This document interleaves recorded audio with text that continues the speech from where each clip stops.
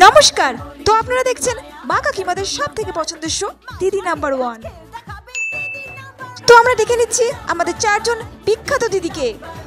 তো প্রথমে আলাপ করে দিই আমাদের প্রথম দিদির সাথে, ছাইচোর মণ্ডল। নমস্কার দিদি, আমি ছাইচোর মণ্ডল। আমি লোকের বাড়ি থেকে ছাই চুরি করে নিয়ে এসে সেগুলোকে বিক্রি করে আমি এখন 3টে ফ্ল্যাট, 4টে গাড়ি নিয়েছি আর 3টে নিজস্ব ব্যবসার জন্য লরি কিনেছি। সেই গল্পই আমি তোমার সাথে করতে এসেছি। আচ্ছা শুনবো। তো আমাদের দ্বিতীয় দিদি হচ্ছে ফুলকুমারী দাস। নমস্কার দিদি, আমি কিভাবে লোকের বাড়ি থেকে ফুল চুরি করে করে সেই ফুলগুলোকে বাজারে বিক্রি করে একটা বড় ব্যবসা দাঁড় করিয়েছি, সেই গল্পই আমি তোমাকে আজকে শোনাতে এসেছি। আচ্ছা শুনবো।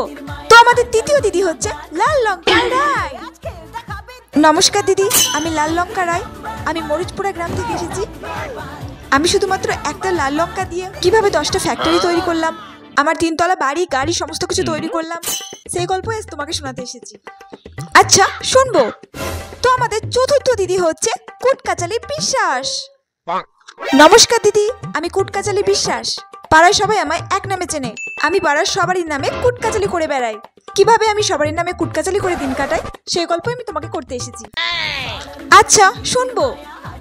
শুরু করছি আমাদের প্রথম রাউন্ড, দিদি মেভে জয়তে। তো প্রথমেই আমি ছাইচোর দিদির সাথে একটু কথা বলে নেব।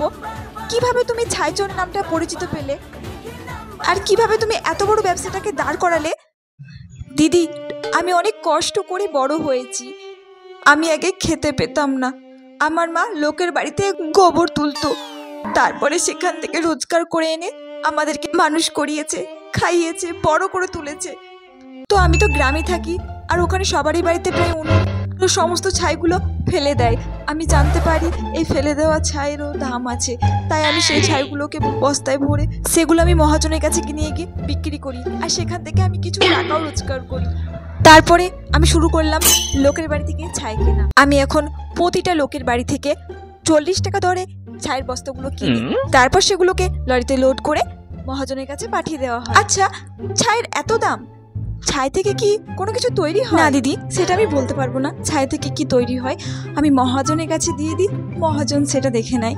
তো এইভাবেই আমার চলছে ব্যবসাটা।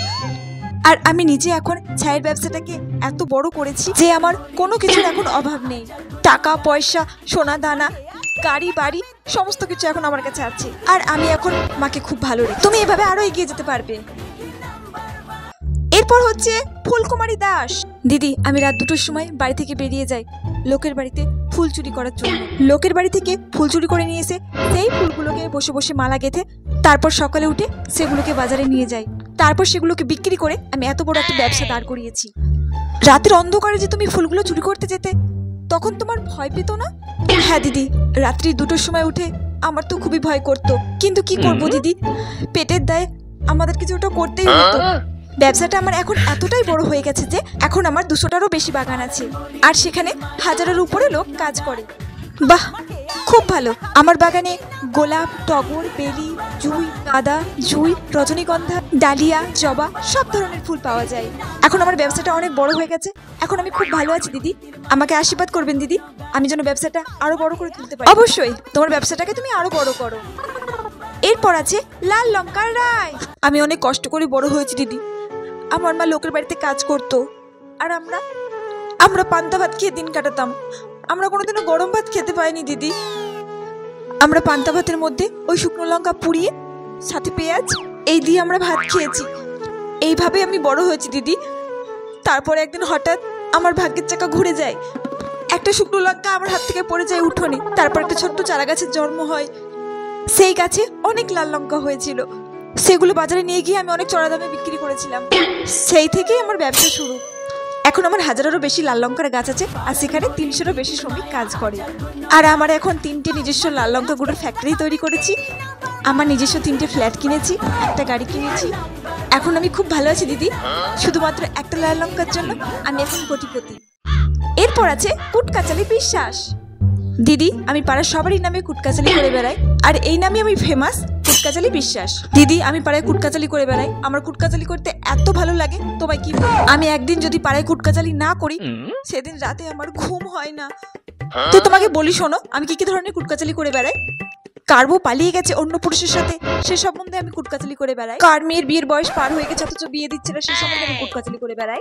কার বাচ্চা হচ্ছে না সে ব্যাপারেও আমি কুটকাচালি করে বেড়াই। কার বউ কোথায় যাচ্ছে কি করছে কার সাথে যাচ্ছে সে ব্যাপারেও আমি কুটকাচালি করে বেড়াই। বলছি দিদি, আপনি যে এইভাবে কুটকাচালি করেন তা থেকে কি আপনার কোনো আর্নিং হয়? না দিদি, এখান থেকে আমি কোনো টাকা পয়সার ইনকাম করতে পারি না, আর কোনো কিছু আমার আয়। আচ্ছা, রোজগার হয় না তাহলে আপনি এগুলো করেন কেন? এই সমস্ত কাজগুলো আমার ভালো লাগে দিদি, এটা করতে আমার খুবই ভালো লাগে। সত্যি কথা বলবো, যেদিন আমি কুটকাচালি করি না সেদিন আমার রাতে ভালোভাবে ঘুম হয়। আমার কুটকাচালি করতে খুব ভালো লাগে।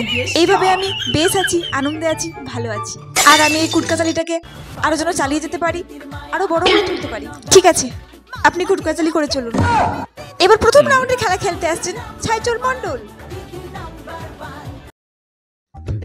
প্রথম রাউন্ডে ছাইচল মণ্ডল নাম্বার পেয়েছেন 5 পয়েন্টস। এরপর খেলতে আসছেন ফুলকুমারী দাস।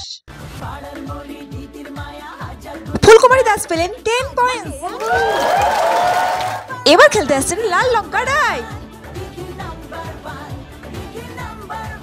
লাল লঙ্কা রায় পেলেন 10 পয়েন্টস। এরপর আসছেন কুটকাচালি বিশ্বাস। কুটকাচালি বিশ্বাস পেলেন 5 পয়েন্টস। তো এই রাউন্ডের জন্য কি কি গিফট আছে চলো দেখে নি। আছে স্টিলের টিফিন ক্যারিয়ার, কসমেটিকের সেট, ওয়াটার বোতল, আর আছে ঘন্টা। ছাইচল মণ্ডল নিলেন টিফিন ক্যারিয়ার, ফুলকুমারী দাস নিলেন ওয়াটার বোতল, লাল লঙ্কা রায় নিলেন কসমেটিকের সেট, আর কুটকাচালি বিশ্বাসের জন্য আছে ঘন্টা। তো আজকের মতো শেষ হচ্ছে এখানে প্রথম রাউন্ড। সেকেন্ড রাউন্ড দেখতে চাইলে কমেন্টে জানিও। অবশ্যই লাইক করে চ্যানেলটিকে সাবস্ক্রাইব করে যেও। পরের ভিডিও খুব তাড়াতাড়ি আসছে। টাটা।